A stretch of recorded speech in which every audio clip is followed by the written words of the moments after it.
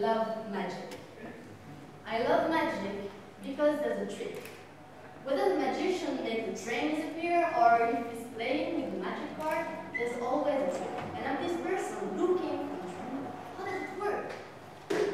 I guess that's the reason why. That's the reason why my best friend may be Socrates. I met Socrates when I was studying philosophy and literature. We were always asking why, trying to dig into the thing of life and understand. It would be like, why are we here? Why did you come to TED events? Why don't you wait for the video? What are you looking for? So this why was really into me, and I weren't born with it, but little by little I started looking into everything in the world.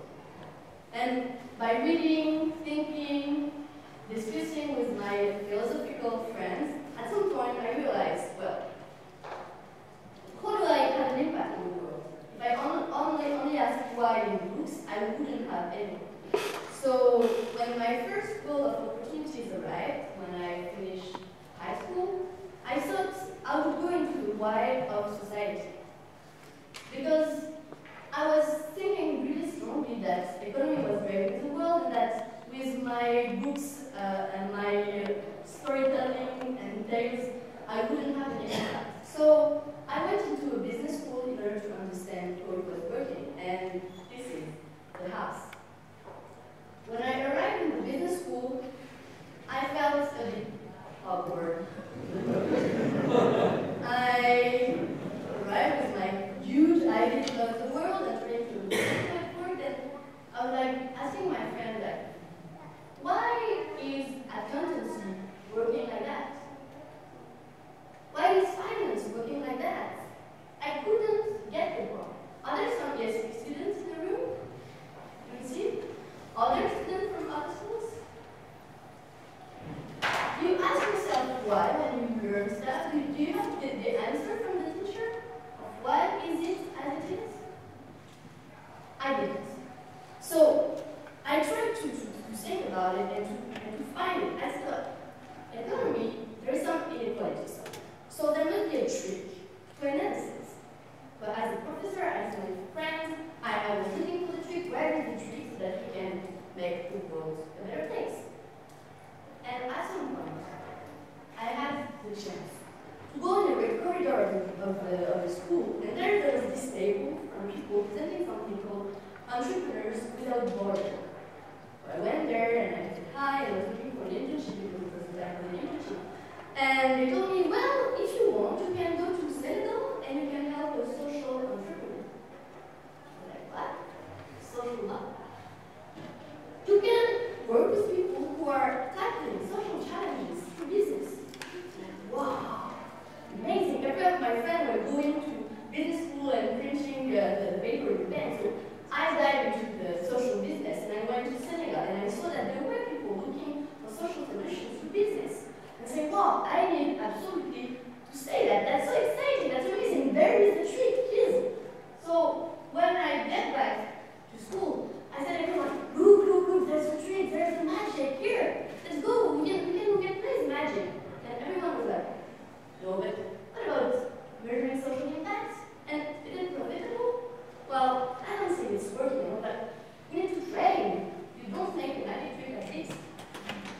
But finally, nobody would listen to it. So I continued diving into this street of business, and I discovered so many stuff. Like there are hundreds of social entrepreneurs in the world, and so many people trying to find solutions.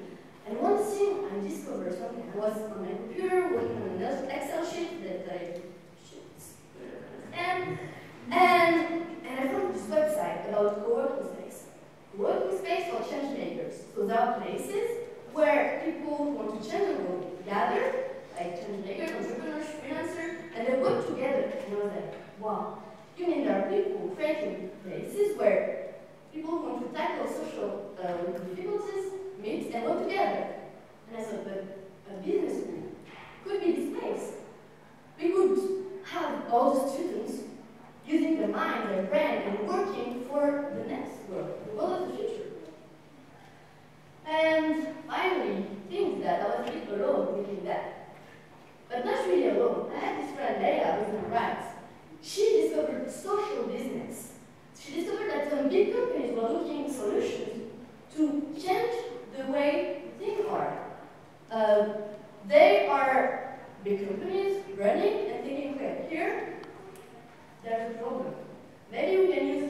resources to tackle this problem.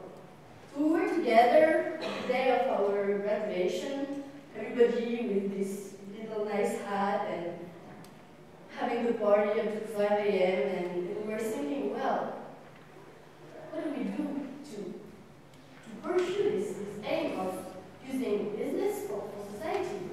Nobody of our friends ever really get into it, and now the world of opportunities is again in front of us. We finish our study, the way is not written. What do we do?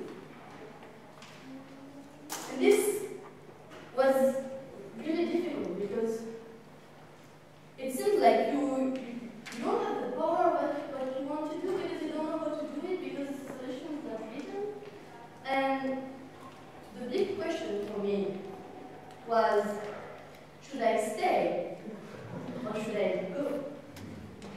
Because if I was going into the classical business world, I might meet people who didn't understand what I was only feeling. And if I was staying at school, that would be awkward to work in school, and they may want me. So I thought about that, I asked friends, we spoke together, and at some point I realized we were not alone, that a lot of people were looking for solutions and wanted to change it. So the answer was, I stayed. And this is the testimony of someone who is trying to change the thing from the inside. So I'm going to give you some tricks, because everybody can change things from the inside until you have the same energy and willing and empathy and openness than have entrepreneurs when they are tackling things from the outside. So my first tips would be, you have to go to the fools. You have to find the other person that are around you that have the same sparkle in the eye and that think that stuff are different can be possible. You, if you are an organization, you have to look for the freaks. You have to look for people who are not behaving the same than the other and ask why. Understand why they are behaving in a different way that may be an answer for innovation. And the fools, there are really a lot. They just need to gather. If I had met Maëva when I was in my first year, everything would have changed. And so what we did is that we tried to gather all the people from the school. When I was still in my last year, I sent an email to all the delegates of the school and said, do you also think we could do things differently? And most of them said yes, and then at that point that we could try and start and work on it. The second rule is about understanding, trying to have a holistic view of the complexity of the system. You don't arrive like in the school saying, well, I think we can get everything done and we are changing everything from the ground. No. You have to understand that it's more complicated than it is. Because if a big company exists, it means that it has been started a long time ago. And when it was a startup, maybe there was the innovative part of the social problem. And this is about thinking about the nose of Cleopatra. We often say that if the nose of Cleopatra was shorter, everything would have changed.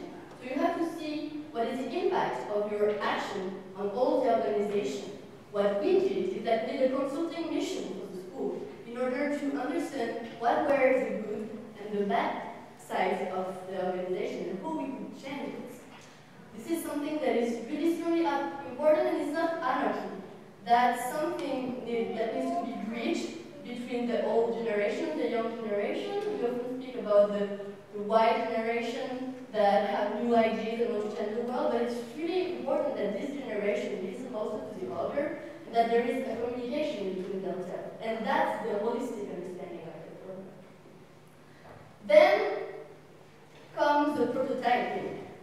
This picture has been taken here 1 year ago when we started to create frameworks within the school where people would be able to find solutions all together. And that's what we did. We created in the school a session called Noise that aimed at finding all the people who wanted to change the thing, putting them together, and letting them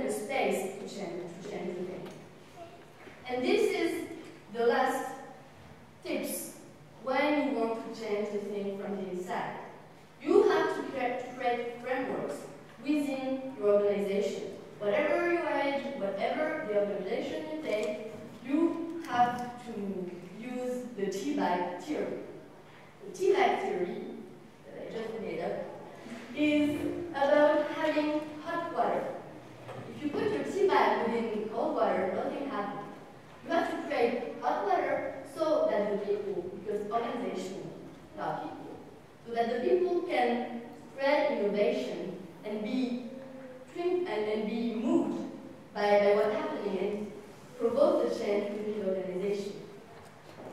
And this tea-bag theory, I try to apply it every day by creating frameworks for people who want to change things, by creating incubators where entrepreneurs are creating their own thing. I mean, an entrepreneur for entrepreneurs, let's say. But everybody can create this type of frameworks wherever you work. And something that students often come to me and ask me, that they come to me and they say like, Maëva, I would like to create a startup, but I have no idea. And I'm like, but you don't need to create a startup to be an entrepreneur. You can be within your own organization and identify where are the things you could change. And it's even not only about tackling social and environmental problems. It can be also just about enhancing the thing and enhancing your organization. As I told you, I love magic. I love magic because there's a trick. So let's have a magic trick all together. You're here with a little game. You just realize you have a mentor in the room. But we have to play serendipity.